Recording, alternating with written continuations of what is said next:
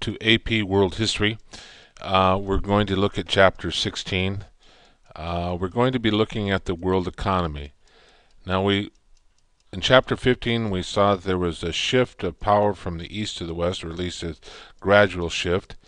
And these European nations will go out and explore the Americas, Africa, establish trading posts in India and China and the Philippines. Each of these European nations will establish a sphere of influence, and people literally will be trading with somebody in the world. So the West's first outreach, we looked at the maritime powers, we looked at Spain and Portugal, and now we're going to look at a world economy and colonial expansion, and that is mother countries controlling territories, making these territories part of their empire, and they can only trade exclusively with the mother country. Just to recap a little bit of what we talked about the Europeans' contact with the Middle East in the 1100s because of Crusades. That exposed them to some of the technology and goods that were coming out of the Islamic world. The Europeans developed a thirst and hunger for such things as spice, silk, cotton, things that are produced in Asia. But unfortunately, they have to go through the Muslims to get those commodities. Now, under the Mongol rule, when they were at their height, the Silk Road was indeed a viable trade route. They kept it open. It was very secure. When they come to an end, their rule, this Silk Road will fall prey to bandits, and the trade from China will dry up somewhat. The Arabs will continue to transport the goods and sell them to the Europeans. Two countries that have exclusive rights with the Arabs are Venice and Genoa, and so they'll be controlling the Mediterranean, which leaves out Spain and Portugal, France, Great Britain, the Dutch, and they want a piece of the action. The Arabs like doing business with the Phoenicians to the exclusion of everyone else. Now, the fact that the European powers are going to build better boats, they're going to be seaworthy to go long distances, is going to help them expand their empires, and also coming up with various tools of the trade to help them navigate. And we looked at that in the last chapter, the astrolabe and so forth, and the compass. And we know the compass originally was created by the Chinese. One of the things that will give the Europeans a chance to exercise their control over these more primitive societies and less technologically advanced societies is gunpowder and cannons. They have the ability to reach out and touch you long before you can touch them. And this is an intimidating factor to the people they come in contact with. Here shows some pictures of early cannons, and they get more sophisticated. It's interesting to note that China lagged behind. Even though they created gunpowder, they didn't adapt it to cannons as readily as the Europeans in firearms. So the Europeans will have muskets, and other folks will have bow and arrows and spears, which aren't quite a match to cannons and rifles. Portugal and Spain led the pack as far as European powers are concerned. They're going to have a tremendous jump on everyone else, and they will have pretty much monopoly in the areas that they control. East is controlled by Spain, or Portugal will control the west coast of Africa and establish trading routes to India and Malacca, which is in Southeast Asia. Prince Henry the Navigator, we talked about him in the last chapter, establishing a school for navigation, encouraging exploration of the west coast of Africa.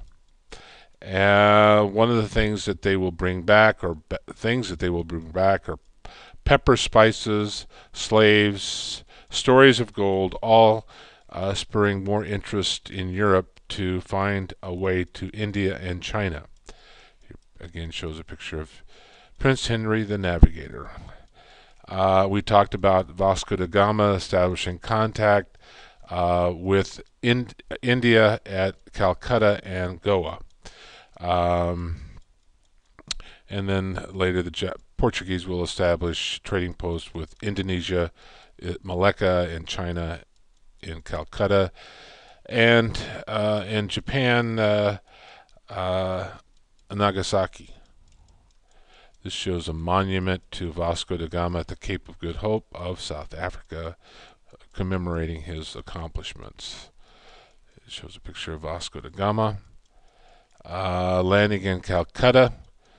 You can see Goa and Calcutta were the two western ports in India.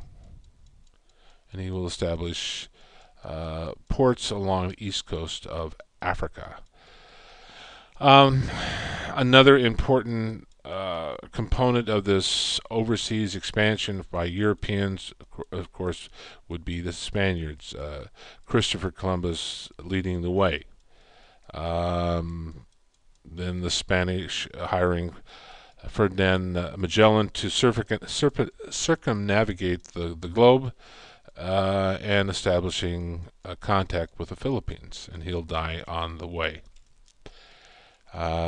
This shows Spanish and Portuguese exploration in colonies, and you can see the green representing the Portuguese and the orange representing the Spanish claims. And they pretty much control the Americas and the Africa and the South East Asian ports and India. One of the things that is going to open up the way for the English, French, and Dutch is going to be the defeat of the Spanish Armada in 1588. Up to this time, the Spanish controlled the Atlantic along with the Portuguese, and European powers were afraid to venture into this area because they didn't have the manpower and the ships to compete against the Spanish Armada. The Armada being a large number of ships. Spain decides that they want to take out England and Holland because they are Protestants and they want to restore the Catholic Church there. And King Philip will send an armada to destroy the British, but alas, his fleet is defeated. And this is going to open up the way for other European powers to sail west to the Americas. Eventually, the Portuguese will lose their ability to defend their overseas possessions to the Dutch. Now, the English, French, and Dutch are all seeking a route to India and Asia, and they're looking through it, or hoping that they'll find some northwest passage, that is, to sail from the Western Europe west and somehow find some kind of route between the Americas to get to India and China.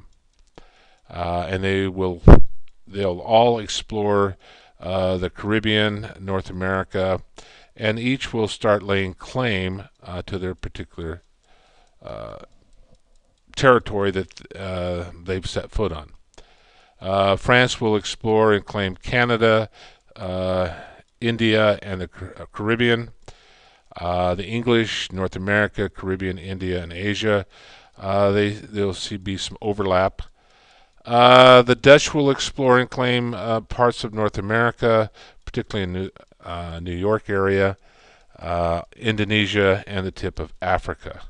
So they have their hand in various places. The Dutch East India Company is established to control trade and commerce for the Dutch in their overseas possessions. The British East India Company is created to govern and control trade for India, and these will be two dominant companies making a profit for their mother country. Overseas exploration comes with a huge price in terms of hardship and death, but greed drove the European powers. Many times, as Europeans, when they go overseas, are not used to the diet or the weather or the disease, and a large number of them will die, but they're motivated by the fact that they can acquire great riches. This shows the British, French, and Dutch holdings. And you can see the Dutch are in brown. The Spanish were in, of course, the orange. The light brown, the French, the blue, the British, and so forth. One thing that you're going to have to remember, and this is a term that will appear on the AP test, is called the Columbian Exchange. And this is a secret word or words for this video for chapter 15 or 16. What this entails is that what do we get from the Americas, and what do the Americas get from the Europeans? One of the things that the Europeans will bring is disease, and it will wipe out about 90% of the native population in Central America and South America, the Caribbean, and so forth, in North America. The Americans received, the Indians will receive horses, cattle, sugar, donkeys, sheep, variety of things, pears, peaches, and so forth. But the Europeans will receive far more from the Americans than the Americans received from Europe. The Europeans will receive turkeys and llamas and guineas and pigs and tomatoes. The two things that really are going to change the diet of the Europeans are the potatoes and corn that come from the Americas. And this is going to give it a chance to build up a surplus of food, which increases the population and makes Europe much stronger. Through this exchange, the Europeans greatly improved their diet. New crops allowed Europeans to have a surplus of food, and of course that increases population. And we'll stop here and pick this up next time in part 2.